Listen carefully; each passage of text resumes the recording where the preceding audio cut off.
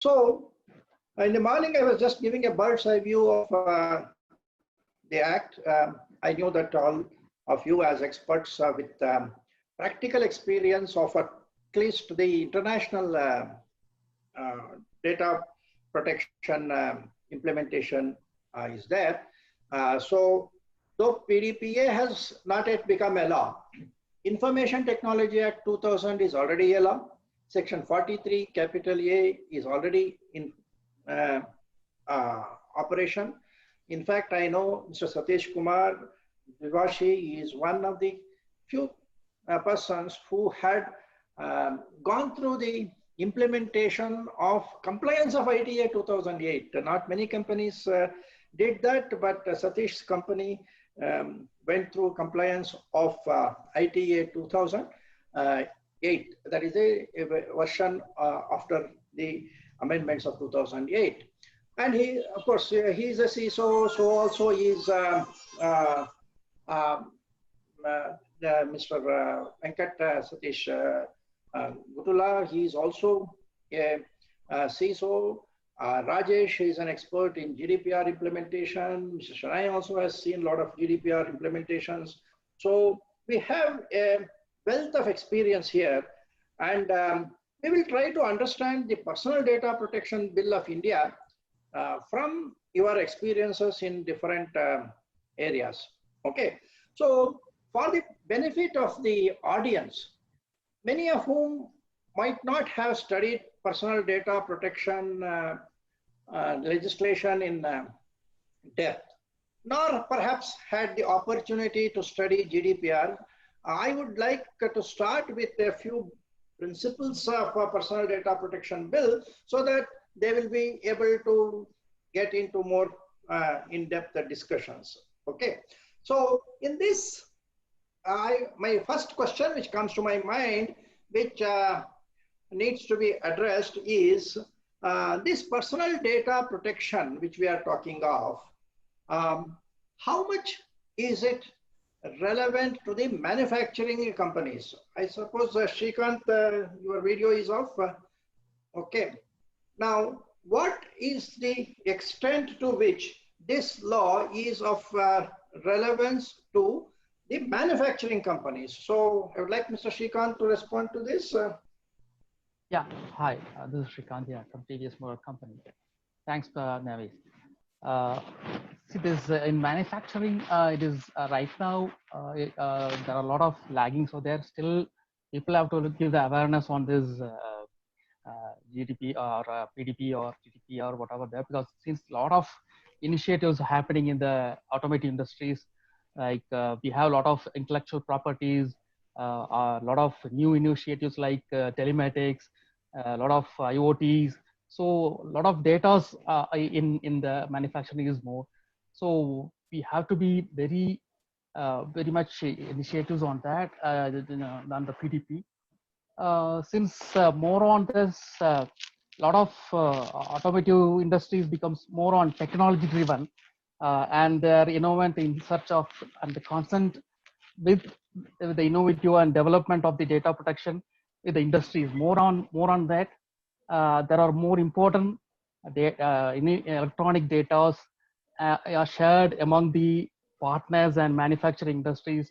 Managing the risk is becoming a more increasing than the current difficulties. So a lot of initiatives has been taken.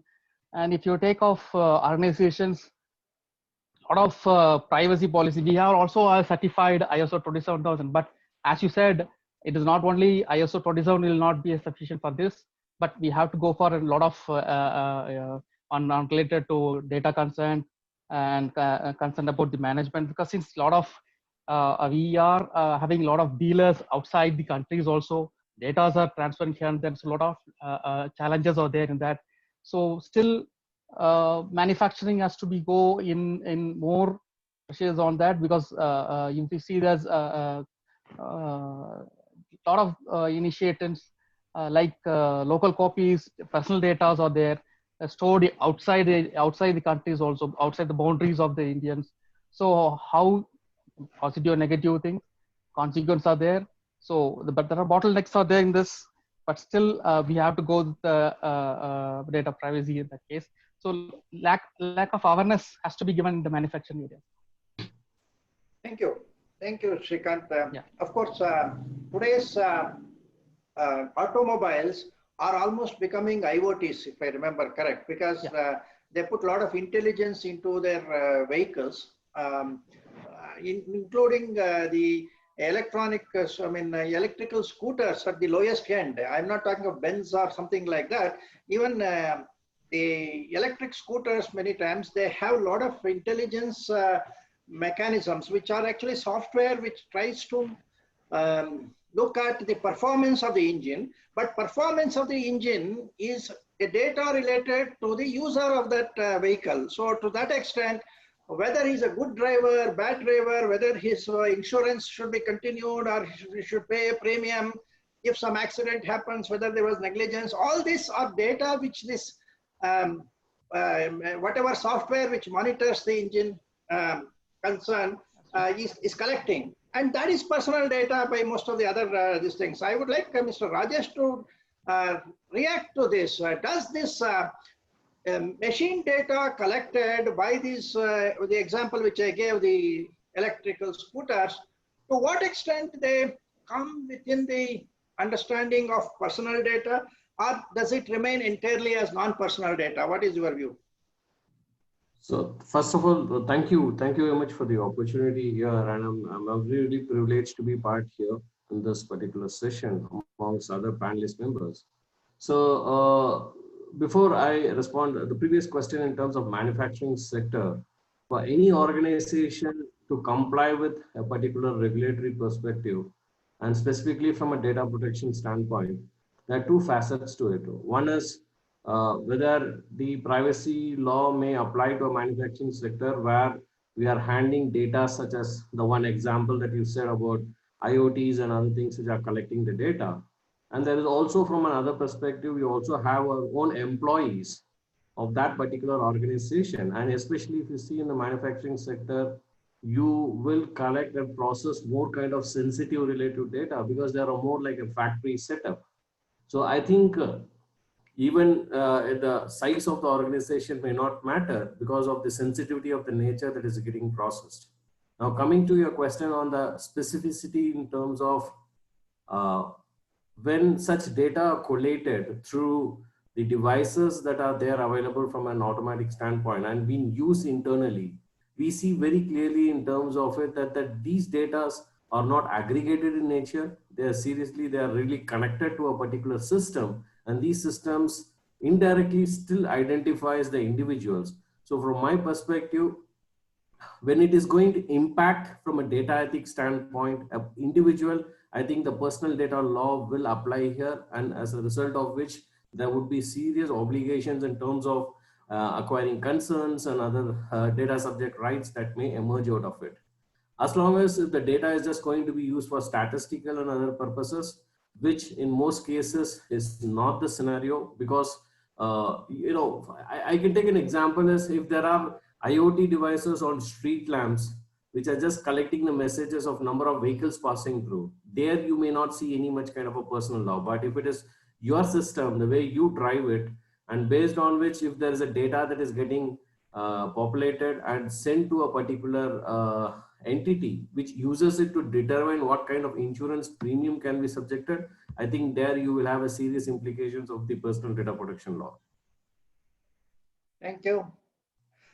Mr. Gutula, okay. So now we discussed the need for personal data protection principles to be applied even in a manufacturing company or related IoT industry. Now you of course represent Rediff, which actually is into the thick, say the characteristic of a company which collects personal data because you manage, let us say, the email accounts, you hosting services. Now, to what extent you would look at this importance of personal data as an asset for your company? You know that recently we have been debating on the Net4 India issue. Net4 India is a very big ISP which wants to discontinue its business, and it has gone into liquidation, and we are questioning whether the personal data which was in the hands of this company, have they been valued before coming to an insolvency decision, was something which was bothering me. Now, you are an organization which has a lot of assets.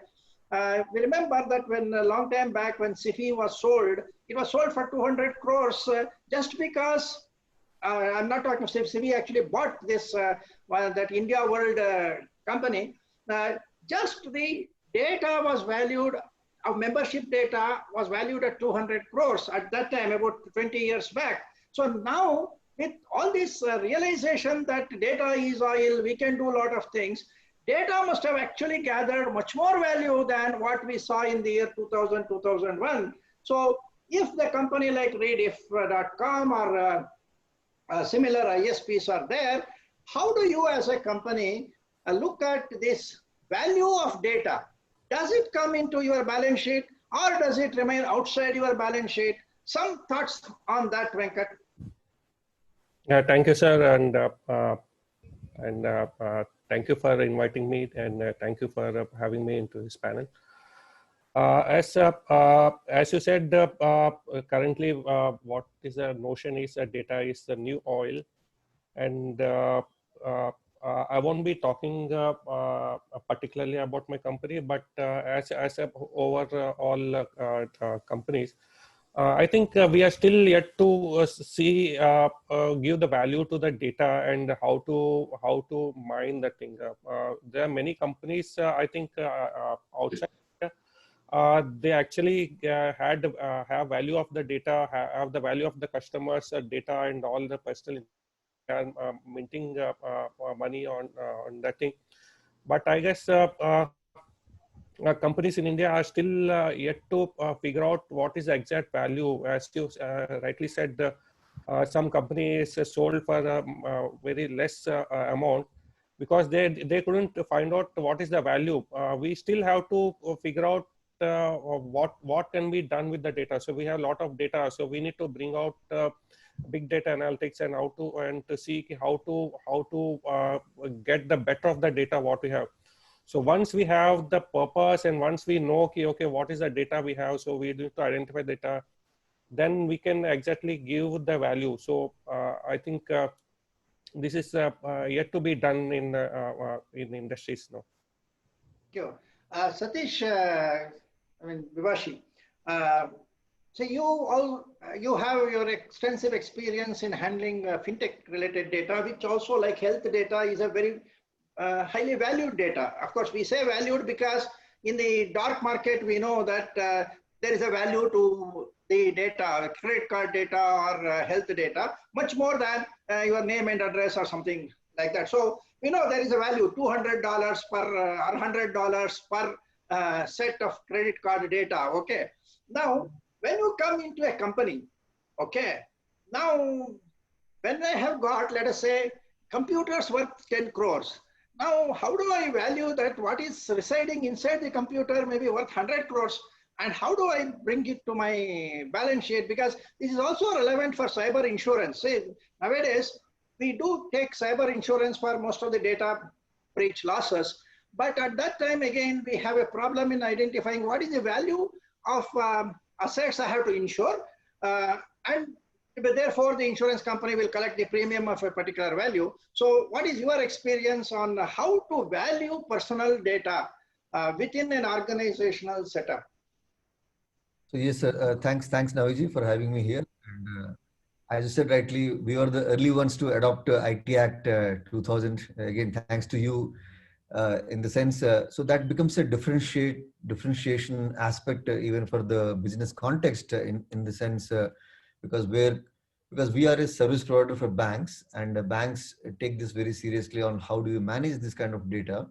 So 2 points to answer. One is, of course, let me take some examples on the data usage in the fintech space. It's really go back to the traditional authentication, what we used to do in the sense, predominantly we are authentication player. It was earlier passive authentication, like you initiated e-commerce transaction and you get an OTP and that's done. Now with the growing, I think because with so much of data and with the card unions trying to see how, because the two aspects to it. One is with growing frauds. So as a part of fraud and risk management solutions, it's also imperative to see these frauds can be preempted before the transaction gets really passed through. Like example, today most of the card unions are mandating. I'm sure you know the EMBCO has set a direction that it should not be just a passive authentication, because now you have a lot of data of the customer. In fact, what is the pattern of customer usage? So there's always two school of thoughts. One, you have sit on a lot of data. Now, can I use the data to see? So in fact, we do this something called risk scoring, because that's a standard protocol, what we call the risk scoring mechanism. Like example, let me take Rajesh as example. Now Rajesh has got a standard pattern of spending, and suddenly Rajesh card is used for on a merchant which probably looks to be a risky transaction. So there's something called step-up authentication which happens, so that there's an extra leg of authentication which is challenged to Rajesh to see that this transaction is basically verified, validated before it really passes through. So I think there's definitely a lot of benefit towards using this data, but always there's a two school of thought in the personal, in the PDP or the GDPR context. Can you use that data for this purpose? Now, no doubt, all these risk-based authentication systems definitely provide a lot of value to ensure that the customer fraudulent transactions are reduced, because that's the whole purpose of banks investing heavily on this risk-based authentication, what we call. That's really going to kick off our, now that is one side of story. Now expanding that discussion to the larger world. Now, so one side RBI wants to have the data sovereignty and data being local, but the other side card unions say that how can you make it local? Because finally, end of the day, it's a one world, right? You know, Rajesh will travel across the globe. Now we won't have a visibility on the overall data, because to create the risk score, because it cannot be local risk score, it has to be a customer driven risk score. So these are typical, I should say, very interesting points. But yeah, of course, we are dealing with to see how not to, of course, dilute or ensure that. So sometimes these businesses sometimes look this, I should say, act or laws as barriers towards adopting these systems. But yeah, I think it's a balance between both. How can we use these data, which is very valuable, to ensure that you give a enriching experience to the customer, and make his customer transaction journey a very, we call it as frictionless. And other also see that this data is not being misused, abused, or not being used in the not in the context for which the customer has given the data. So very interesting, I should say. And adding to top of that, if I can just take one more minute about AI ML algorithms now, all based on data, because that's the next big now, because this data becomes the basis for whole algorithms. Now that's also again the data science teams, right? We want to use every data element available, but whereas the other side, the privacy teams want to ensure that what data you can use, what data you cannot use. So there's a very different discussions happening around to ensure that, of course, privacy versus security are balanced, and see that you provide the right, because finally we all know, right, data gives you a lot of value back to the stakeholder, but then the value proposition has to be appropriate by ensuring that you conform against all the leading privacy standards, equally providing the right benefits. Now coming back to cyber insurance, sir, you, as you said rightly, it's the cyber insurance premium is based on the data what you are holding, and today cyber insurance companies are also doing due diligence about the past breaches. They also use certain solutions like BitSight or something, where they want to see the organization score. Now, what was the past incident, data breaches? Now, based on the score, they want to decide the premium. It's not only data value, but also the your current security posture, or the past data breaches, or I should say any indication of the compromise, which also decides the cyber insurance premium. So very interesting this, but yeah, data is different. They factor the data, and based on that, the data valuations and the cyber insurance premiums are decided. Sorry to make it long. Thank you, Satish. Thank you. Now, when we talk of this personal data protection, there are issues which I think the small scale industries, or let us say new startups, sometimes find that say all these data protection people talk of consent, they talk of notice and so many things, before we go into this notice and consents, I want to know whether this personal data protection bill has given consideration to the startups to ensure that they are not uh, inconvenienced when they talk of this new algorithms development and other things. Sometimes when they develop these algorithms, we don't even know what kind of data it is likely to consume and what kind of output it is likely to give. So some of the users of the personal data gets discovered during the time the particular software is tested. Now, so many of the startups are worried that if there is a personal data protection regulation, their ability to test new products, new algorithms would to some extent get disturbed. So Mr. Shenoy, as a consultant, what is your view of how the Personal Data Protection Bill of India has handled this situation where technology companies need to have a testbed environment in which they are not bothered too much about the so-called personal privacy protection and other things. Though, of course, as citizens of the country, they would not like to act recklessly to infringe privacy of public. But is there any provision in this bill to ensure that startups can continue to use their innovative technologies for testing without much of botheration of the law? Mr. Shenoy? Yeah, thank you, first of all, having me in this esteemed, as a panelist, and also the very encouraging new data protection bill webinar. There are interesting concepts which is introduced in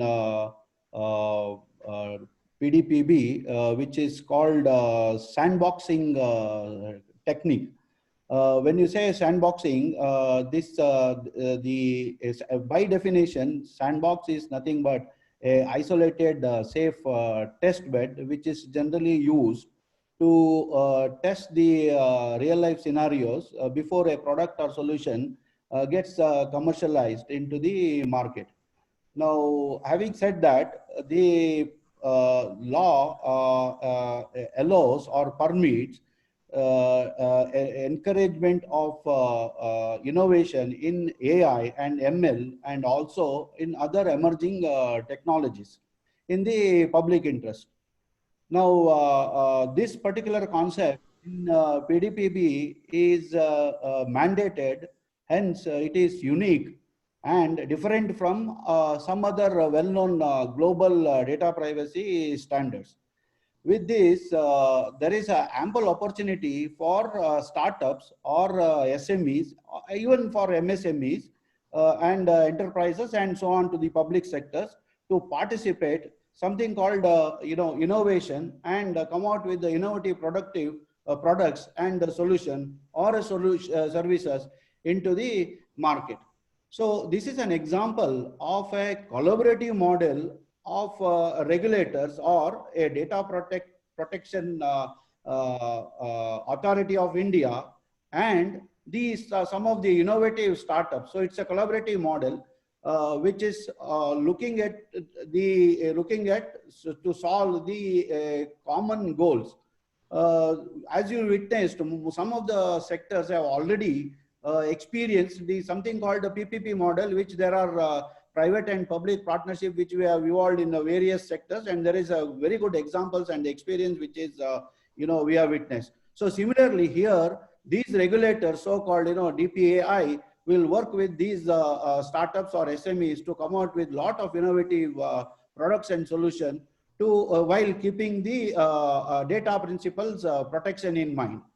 Now, interestingly, this law also has a provision to utilize the sandbox for a period of 12 months, and it can be extended for 2 times, which is not exceeding 36 months of a period. Now, for any technology company, a decent period of 36 months is good enough or adequate to come out with such innovative solutions in the field of data privacy protection. So I would say this is a really an example of a collaborative model. And from my personal view, I will also say a step ahead and say that this is also an example of a Atmanirbhar Bharat. Thank you. Thank you. So I would like to go back to Rajesh. See, we talk of this personal data protection from the point of view of rights given to the data principles, as we call in India. Now, from your experience of GDPR and other laws and this proposed FDPPI, how do you look at the rights given to data principles? And why is that we are calling these people as data principles and not data subjects as it is referred to in other laws? And what are the rights which a data principle is entitled to when this law comes into being? So thank you. So it's a very interesting. I mean, if you see from the other European countries or any other legislations that has followed and adopted the GDPR as part of its national data protection law, we also see the word usage of data controller, whereas in Indian law we call the data controller as data fiduciary, are a kind of certain rights and obligations that have been very clearly emphasized on the entity which is actually collecting and processing the data. So there is a much more regulatory oversight in terms of having more responsibilities on those entities, and these terms definitely bring in a significant a position in where these parties are based. Same way, I think, from a data principle terminology instead of a data subject. So as the data being the owner, as the owner of the data, I think it's been given a primary importance in terms of how a data principles information should be valued by an organization and collected. At the same time, the rights that are associated with these particular, if we look at specifically from section 17 onwards, you have specific rights that comes and applies to these data principles, which they can exercise in the course of the data being processed.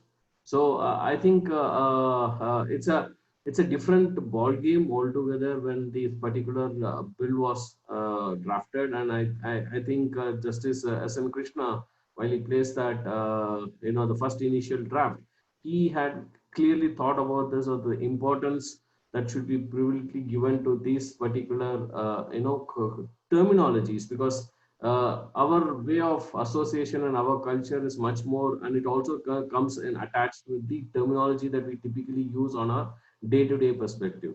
So that's my personal view. And now coming into the rights, I don't see any kind of a major difference in the rights, because GDPR also talks about right to access, right for transparency, right to notice, restriction of processing, right to be forgotten.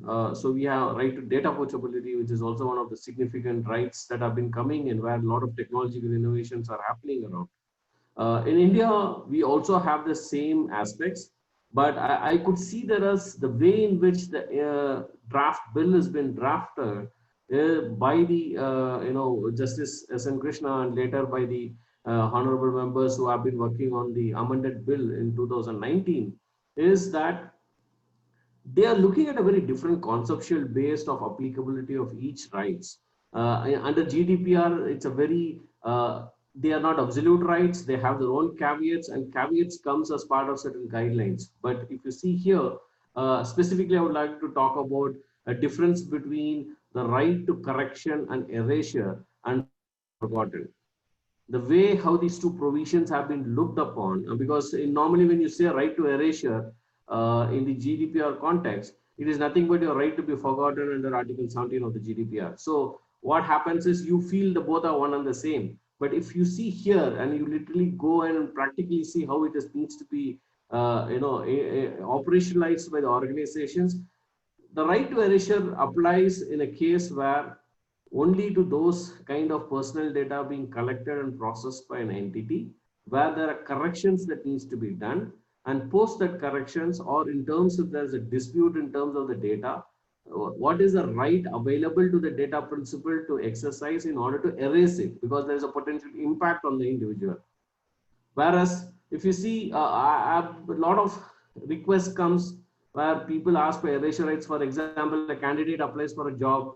The time he gets rejected, he immediately or she immediately exercises the right of erasure. So it is misused because the words are loosely interpreted in the GDPR. But under the PDP bill, the right to be forgotten is moved for those essential concepts, and that too, yeah, there is a little bit of an administrative burden where you need to have the data protection authorities approval or an order in order to exercise some aspects from a right to be forgotten. So I think there is a kind of a deep analysis made, and applicable rights if in relation to certain concepts are being clearly demarcated. But the best part is that, but the worst part is the concepts of how do we operationalize it, the administrative aspects of going through a right to be forgotten, and for a data subject to exercise that right always needs to knock the doors of the DPA.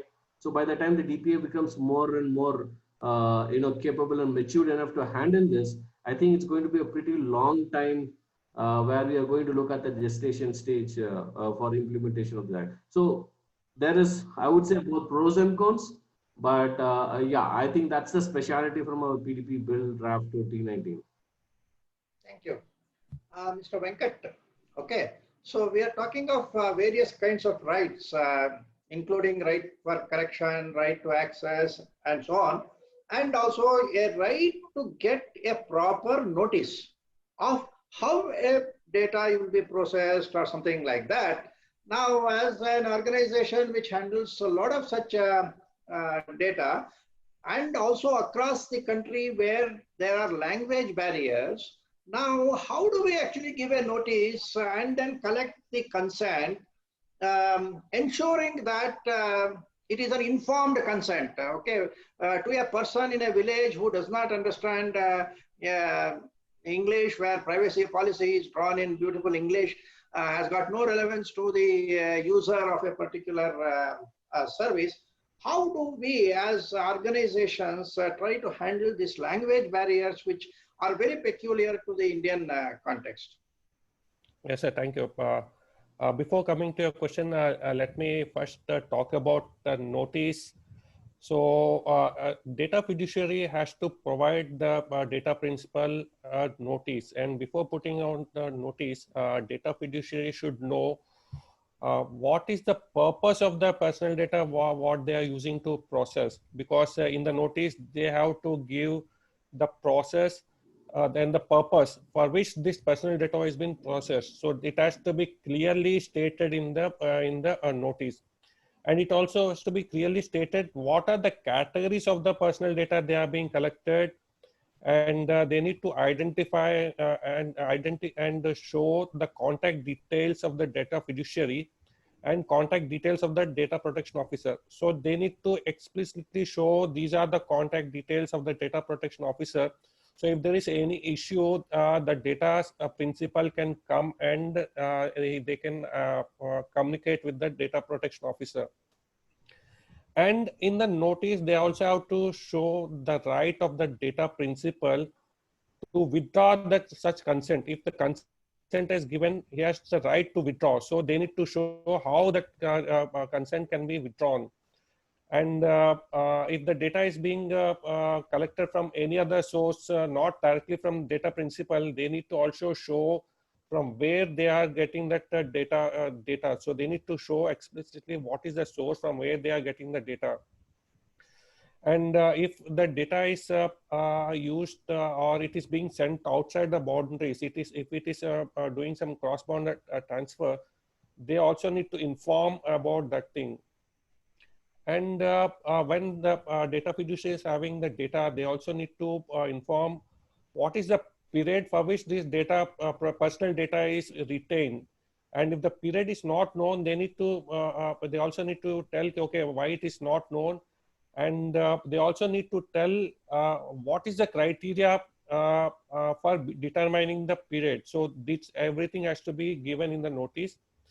And they also need to give the procedure to exercise the data principal rights and any related contact information, and the procedure for grievance addressal, and existence of right to file complaints with the authority. So these everything should be given in the notice. And as you are telling, the data fiduciary should provide this information as clearly and in a concise manner that is easily understandable by a reasonable man. And as you are telling, if someone doesn't know English, then wherever it is necessary and wherever it is possible and practicable,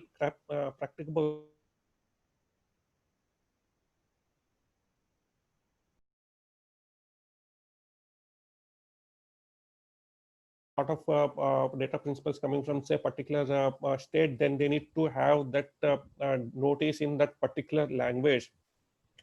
So these are the these are the things what is going the notice. And I said, and as you rightly asked, if someone is not able to understand that, the PDPB states exactly that the notice has to be given in very easily understandable language and in multiple languages as possible, sir. Okay, thank you. Mr. Srikanth, um, we have many companies, big and small, handling exports. Okay. So when we handle exports, sometimes say we appoint dealers in India, we ask them to do a market research in their country, come back with information on who is going to buy my product and so on. If we have got a consumer product, we are actually dealing with the data of individuals in a different country.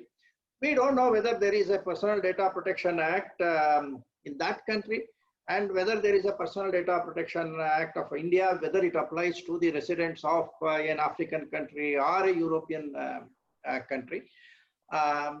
So as an organization which is into exports, I suppose TVS has a lot of exports, maybe somebody else will be handling it, but you as a CISO will come across this question, whether there is a data protection issue there. Second, when you put the data on a cloud, now I want you to let me know, how do you handle this cloud operator? Is he a data controller or a data processor? Because we have many small scale industries who also use cloud, and on the other end is Amazon or Azure or something like that, big companies.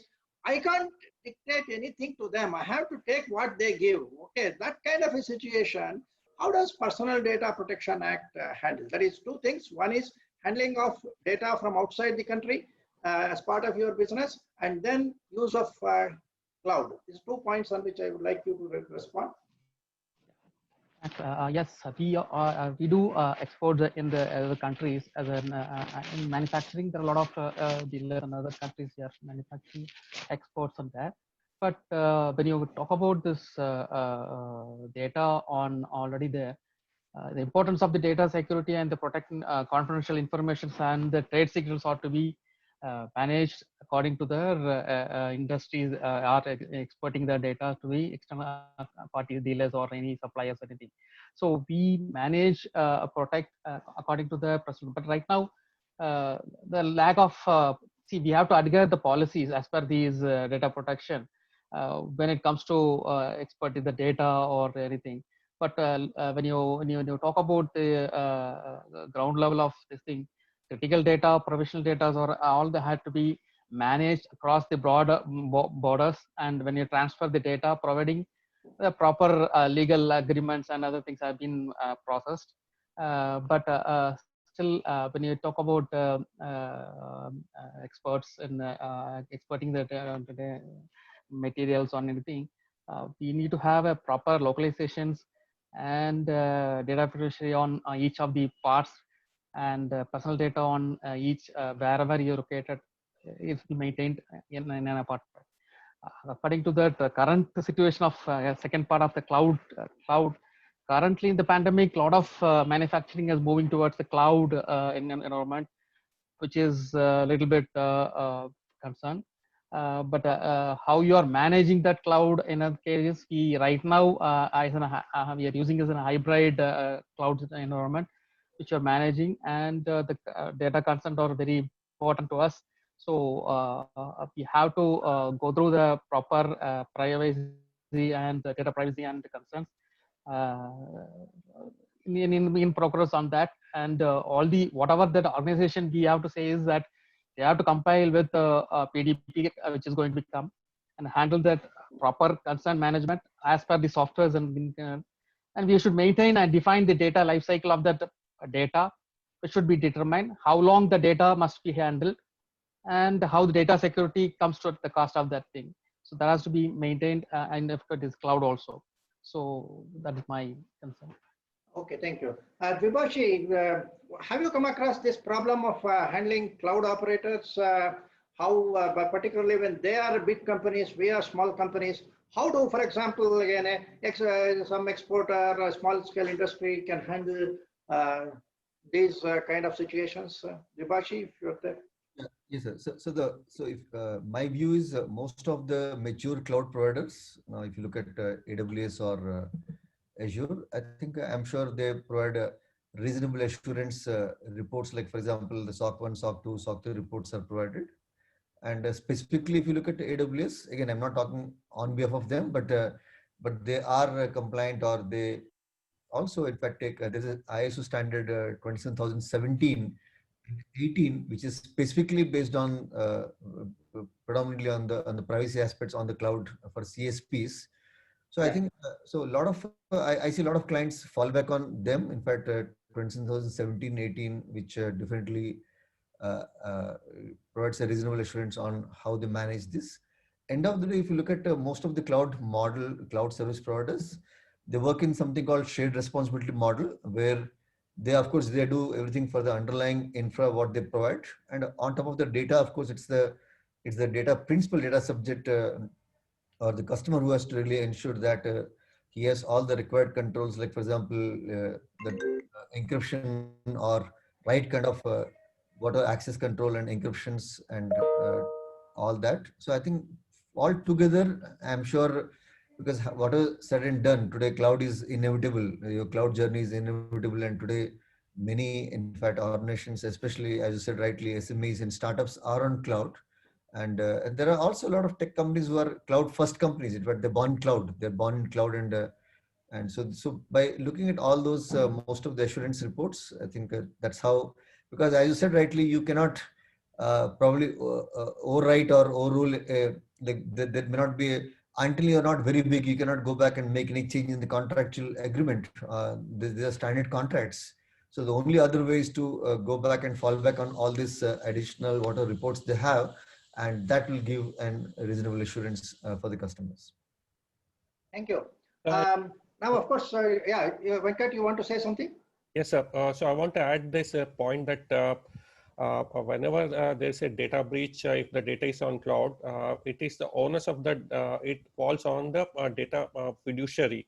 So data fiduciary is responsible if anything happens to the data on the cloud. So cloud providers are not at all responsible for that. Yes, as Satish was telling, there are shared responsibilities, but data is the sole, the owner of the data is the data fiduciary. Okay, thank So you. just to add to both my panelists, both Satish and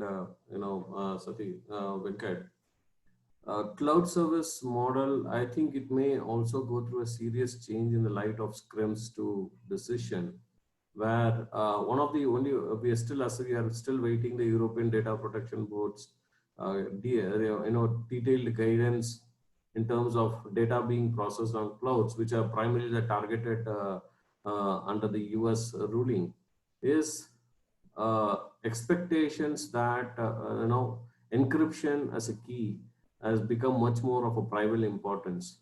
So and I think especially the way how these encryption should work and to whom the key should be retained, these are some of the factors that are going to really dictate the way how cloud is going to be operated and continue the model that we exist without any kind of challenges. But when we come back from the point that Venkat did say, is the data, it is definitely a kind of a one-sided, and mostly the roles, the compliance account obligation rest with the data fiduciary, and entities like the small scale and medium scale, how they are going to manage the cost aspect of such cloud options and how they are going to enforce those kinds of necessary controls on the shared responsibility model will have a very critical impact.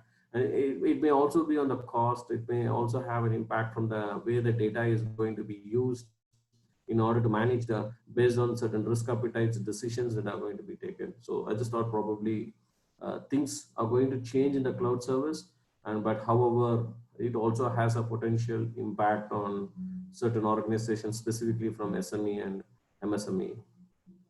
Just Thank add, you, Rajesh. to add, Rajesh, Yeah, just to Satish.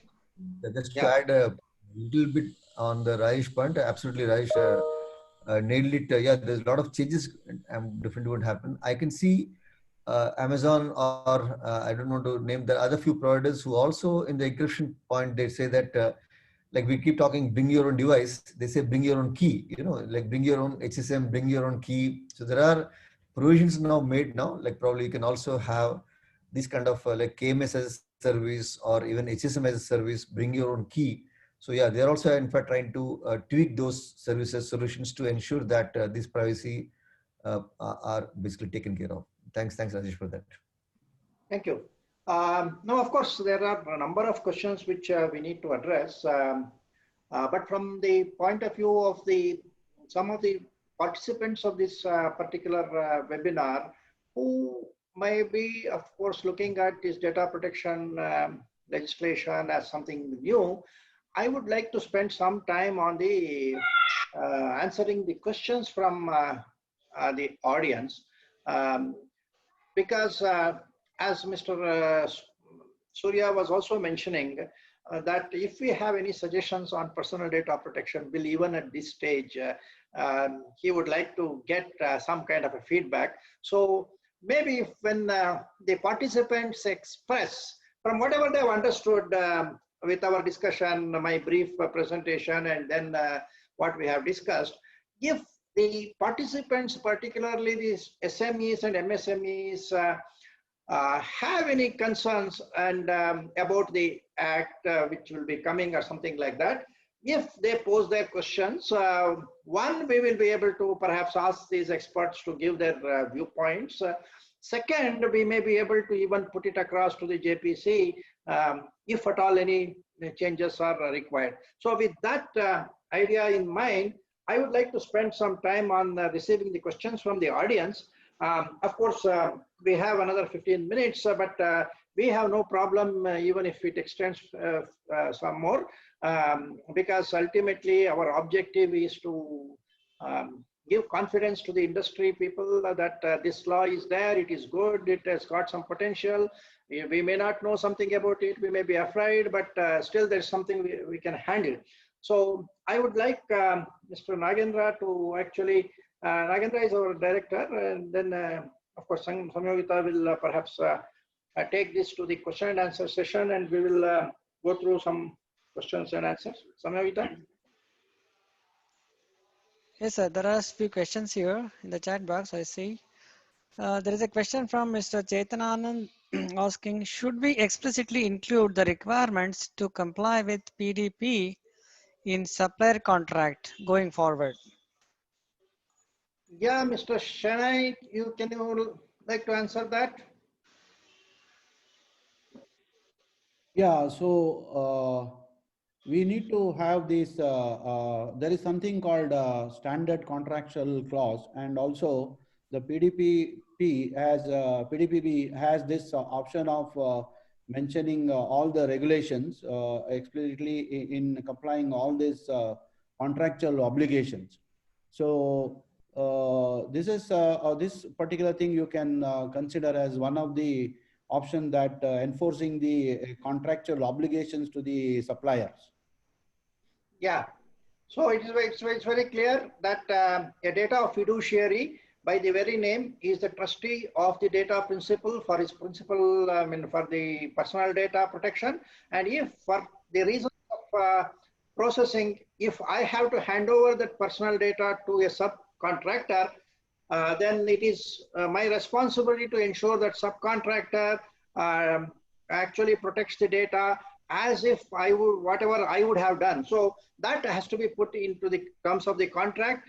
And if the contract is deficient, then it will be my responsibility as a data fiduciary in not apprising my sub-processor of what were his responsibilities under the Personal Data Protection Act, as well as the current Information Technology Act. Please don't forget that the Personal Data Protection Act, government may specify a date in the next 6 months or 1 year to become effective. It does not mean that this act is not applicable as of today, because Information Technology Act has all the provisions which are there in this act, except of course the regulatory system, okay, under section 43A. And this act is supposed to be a replacement of section 43A. Therefore, there is a seamless integration of Personal Data Protection Act to the Information Technology Act. So whatever the Personal Data Protection Bill is saying today, it becomes part of the due diligence requirements under section 43 capital A of Information Technology Act. Therefore, having appropriate controls in terms of the contracts with my sub-processors is absolutely essential for any organization if personal data is being transmitted to somebody else for further processing. Okay, yeah. Next question. Thank you, sir. So just to add to your thoughts as well as Shinoy's thought, unfortunately, if you look at the section 31 of the PDPP bill, it does state that you should have a written contract with the supplier, but you don't have explicit provisions similar to what you see under Article 28 of the GDPR, or even if you take the Dubai Data Protection Law, Law number 5 of 2020, Article 24 explicitly says that you should have a written contract. In addition to a written contract, you need to have these kinds of provisions where you need to bind the entity or the data processor to comply on behalf of you as well as on behalf of themselves from their compliance standpoint. So that particular wording is missing under the PDPP bill. But yes, as you rightly pointed and as Shinoy also clearly pointed out, it is essential that from a due diligence perspective, it is better to include those necessary terms and conditions and permitted purposes for such processing to take place, and reduce into kind of a writing in the contract. So just wanted to add my thoughts on it. Probably this also could be one of the points that we can take to Tejasvi to see to that we can have a similar lines of requirements where you have explicit terms mandated so that on both the data fiduciary as well as on processor, so that tomorrow processor doesn't say that that is not an accountability or that's not mandatory on my part, it is only data fiduciary's responsibility. And you didn't say in the contract, as a result of which I'm not supposed to be liable. So I think that's somewhere which probably we can consider depending on the viewpoints from other members as well. Thank you so much, Rajesh, for explanation. After PDPA, what happens to 43A? It will be deleted. It is very clear in the act itself. It will be deleted. That is why I'm saying that PDPA is a replacement of 43A. Therefore, the two acts, ITA 2008 to 2000 as amended in 2008 and this PDPB are actually integrated to one another, bound by 43A which was there and which is being removed, and PDPB is being put in. So in terms of the legislative intent of PDPB, it is very clear that this is supposed to be a continuation of Information Technology Act. Thank you, sir. One more question. What are the technology barriers we see here in India to implement this PDPA effectively? Yeah, Mr. Satish or anybody else from the panel? Is there a technology barrier to implement PDPB? Let me take this question. Yeah.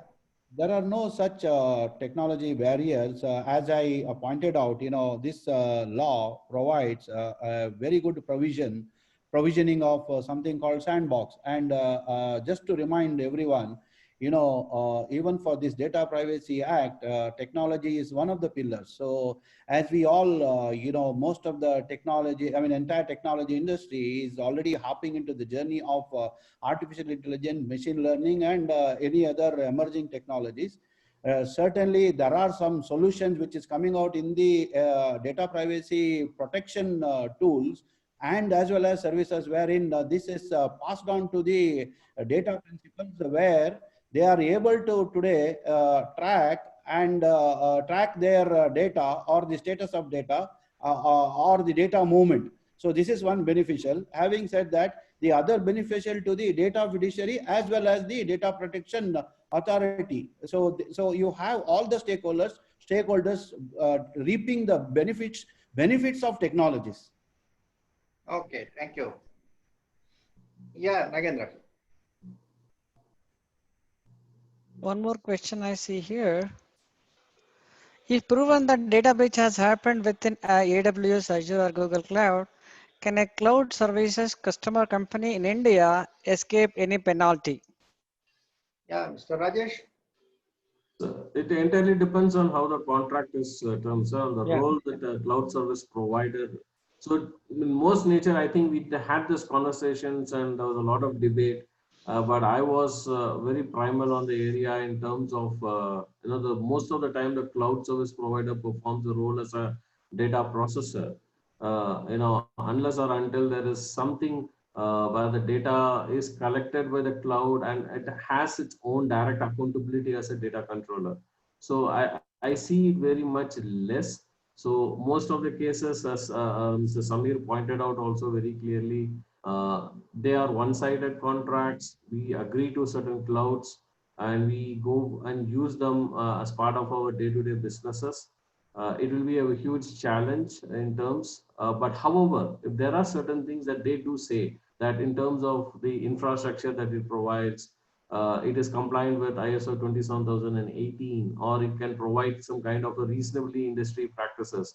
And if there is any demarcation or delineation from that particular perspective, yeah, you can contractually hold them liable. But I don't think it is otherwise.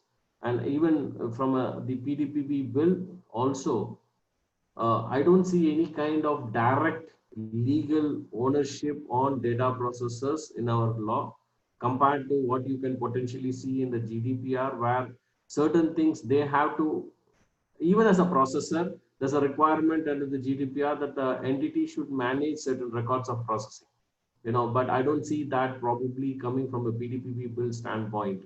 And this is also one of the drawbacks from the current legislation draft.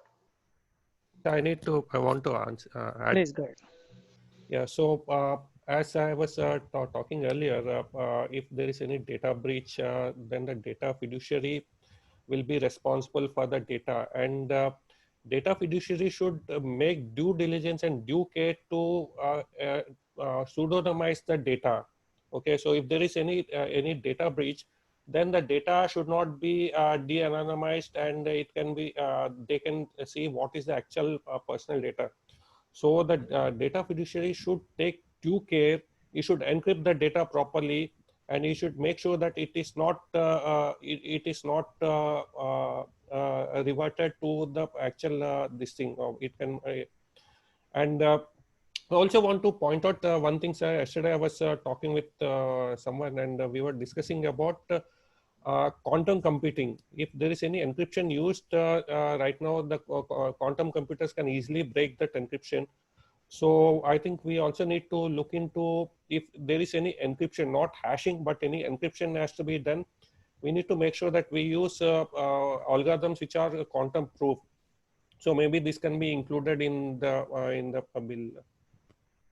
My point on this is, quantum computing has come now. If we are looking at encryption in the pre-quantum era, then we have the risk that this new technology can easily break that. But with the quantum computing being available for decryption, quantum computing should also unleash new technologies of encryption. And probably then we will be having a quantum encryption competing with quantum decryption. Then perhaps the balancing will come. But if you are taking the previous generation encryption in a classical computer and then present it to somebody who has got access to a quantum computing capacity, then we will have this, you can say, a sort of a differential possibility. So there is a lot of R&D which is possible in the use of quantum computing for the purpose of security. whether you call it as encryption or I don't know, there may be some other new ways by which we can jumble up data, distribute the data to 100 different computers in the world, so that any one particular computer being compromised does not reveal the data. So maybe what is not possible today may become possible in quantum computing. So maybe we have to move towards finding new security technology based on quantum computing. Then I think we will be having a solution. I think that is where the academic institutions need to work. Yes, I was telling the same thing. We need to make sure that we are looking forward in future and adopt algorithms which are quantum proof. Yeah. Safeguarding. Yeah. Good. All right, so thank you so much. One more point I have here is, what are the requirements for data adequacy for a country like India in light of FDPPI coming into enactment? Any of the panelists? So from my experience, what I can potentially see from both of the safe harbor and the privacy shield getting invalidated, and also from the key requirements that the European Commission actually looks at entities which are seeking adequacy status. I see the most important thing is data protection rights.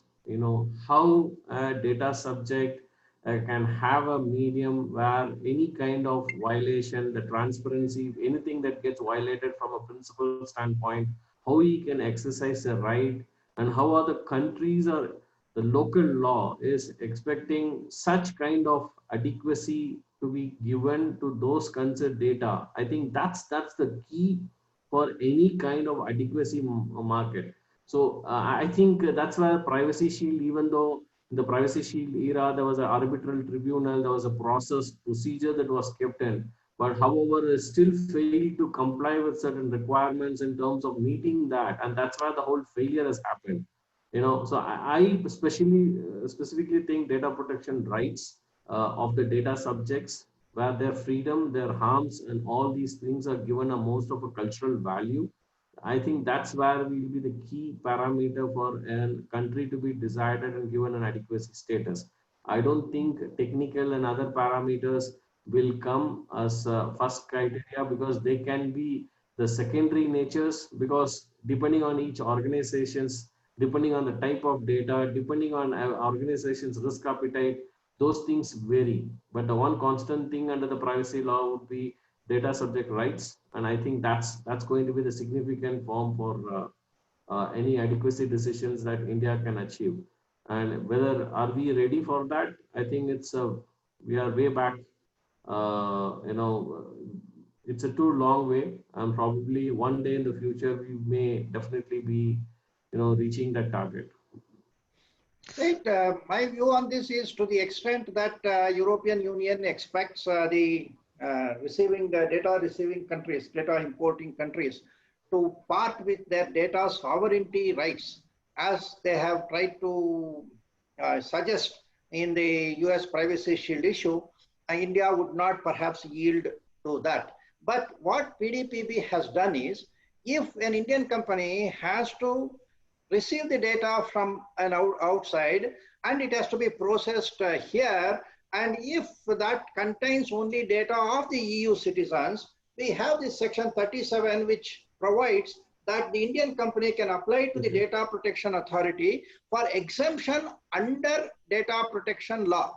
Okay, of course it is not 100% acceptable perhaps to the EU at this point of time, but to the extent that the data protection law provides the various exemptions to the government or some people to access the data, and through this operation of section 37, the Indian company seeks notification for exemption from PDPA. I think the international companies, including the EU, perhaps should look at the way India has handled. So except in very exceptional circumstances where an Indian law enforcement agency tries to enforce non-PDPA law, that is the only risk which EU has to be worried about in terms of adequacy.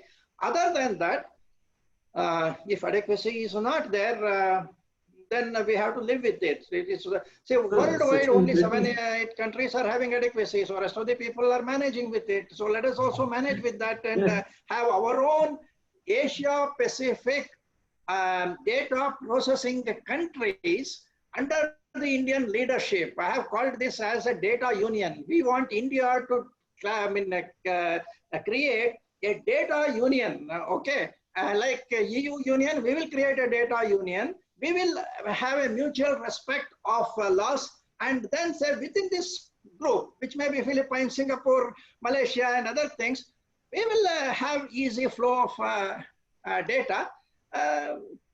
GDPR, EU, 17% global say market share. Let it be there. We will work with another 83% of the market share. Okay. You're validly correct, right. sir. Normally, we also have the APEC cross-border rules, which also consist of FTC as one of the party. You have all those transatlantic regions as well as the Asian regions who are part of that. My only drawback, which I still want to say, see, when we try to seek an exemption under Section 37, it becomes primal for an organization to expose and let know that I am handling such client-related data. And I don't think our Indian organizations are matured enough to disclose, because I don't think even the client would be expecting us to disclose. See, unless or until the query is going to be at a high level. So we are going to say that we are handling this because of an MSA. Tomorrow, if the authorities start questioning, okay, share me what is the kind of MSA. For this particular sector, you need to disclose this. The questionnaire is going to run around for 8 to 10 pages asking n number of questions. I don't think it is going to really create a blockade under 37, because first of all, clients will not allow that.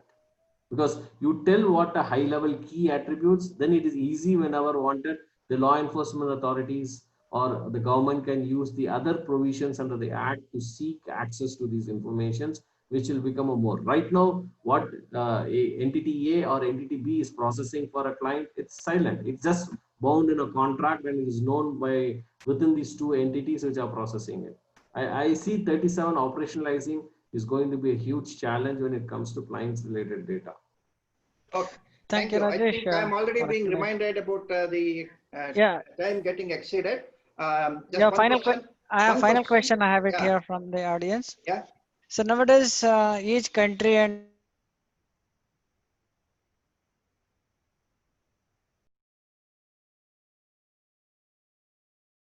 a lot of challenges in handling that. What is your recommendations? No, I didn't get the question. Nowadays, can you hear me? Yeah. Yes. Yeah. Okay. So nowadays, each country and state are coming out with their own laws for privacy protection and all that. Different challenges we have been handling under this, but what are your best suggestions to handle this different laws? Okay, so I will answer that question because we have designed the Personal Data Protection Standard of India exclusively as a platform for multiple data compliance. So we will try to look at multiple data protection laws and to what data within my organization it applies, and try to build a system. That is the only way we can do. Otherwise, there are 130 countries with the data protection laws. If I am calling internet as a global village and collecting data from everywhere else, all the 130 countries will be imposing their restrictions. So we have to work on that. That is where this section 37 of FDPPI appears to be a good provision, where if I have got, say, let us say a lot of business with XYZ country, I can tell the Data Protection Authority, I want a notification that I'm having a ODC kind of a setup for processing this particular country's data. Please give me exemption from the local protection, local law. And that's one way by which we can get over this particular issue. Okay. All right. Thank you so much for all your explanation and Thank you. And last one I want to add is that we have got a bill. Now we will be coming up with a Data Protection Authority. Then Data Protection Authority will come up with notifications and regulations. So some of the questions which are today appearing as doubts will get sorted out when the regulations come. For example, this data breach, whatever the period is required, and data retention period, how much, how many months I have to keep, etc. These will be answered. Please wait for the notifications and other things to come. Beyond this, if anybody has got any suggestions which we would like to communicate to the JPC, any of the audience, you can always send an email to FDPPI. We will try to see whether we can forward it even at this late stage. But if you have got anything specific, you please send it to FDPPI. Okay, Samyogita? All right. Thank you so much. Yeah. Over to you, Sanagita. Thank you. Thank you, Navi, and all eminent panelists for participation and your valuable contribution in making us aware on the upcoming Personal Data Protection Bill. Now we would request Mr. M.K. Anand, Sea Change Consulting, and Chairman, MSME Subcommittee, Andhra Chamber of Commerce, to give vote of thanks. Over to you, Anand. Thank you, Sangeeta, and very good afternoon, each one of you, all the participants of the second anniversary of FDPPI on the webinar, getting ready for the new era of personal data protection. Respected Chairman of FDPPI, Mr. Navi, and Honorable Member of the Parliament, Mr. Tejasvi Surya, for his august presence here to celebrate this second anniversary with this webinar as well. Hearty wishes from the entire team of FDPPI, the core committee members, and all the members of FDPPI across the country for his august presence. And he has addressed very deeply profound statements. I've made a note of a couple of things which are very, very appealing to all of us. One, it shows the deep knowledge which a member of the parliament has. He talked about the strategy framework for the country. He talked about the legislative procedures. He talked about the data governance in length, though it is brief, but actually it is in length in terms of every word which is uttered. And he talked about data in public domain, which are very, very vital. He mentioned few inputs as well. Finally, he ended with a very good note stating that end of this webinar, he asked us to submit the deliberations, whatever has been discussed with the participants and the eminent speakers in the panel. So definitely we will be presenting the insights through our chairman to the member of the parliament to take it forward. With that, I would like to now share my hearty thanks to the panel members, starting with our moderator, Mr. Navi, and Mr. Venkat Satish Gutula of Rediff, Mr. Rajesh Vishwanathan of Infosys, Mr. Vijayendra Shanai of IT consultant, Mr. Srikanth from TBS, Mr. Satish Kumar Yubashi from Wimbo. I have made a note of a couple of quick inputs what they have deliberated. They have deliberated.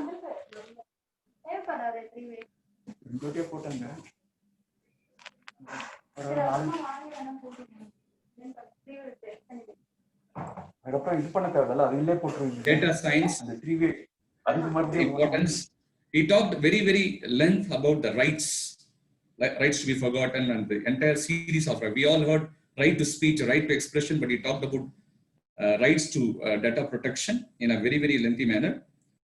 And Mr. Srikanth, of course, from automobile, he talked about the IoTs, which are predominantly placed in the automotive sector. Mr. Venkat Satish from Rediff has talked about the big data, which is yet to be explored in the country, in the industry, which he talked very widely, and the way forward with respect to data protection. And Mr. Satish, yes, he has used beautiful, always we can remember those words like, there are companies who are born cloud. I represent MSMEs, so I really relate with these words, born cloud organizations. And he also said, you don't have to bring your device, bring your key, which is very, very essential. Going forward, the technology is going to transform through this artificial intelligence and machine learning and IoTs.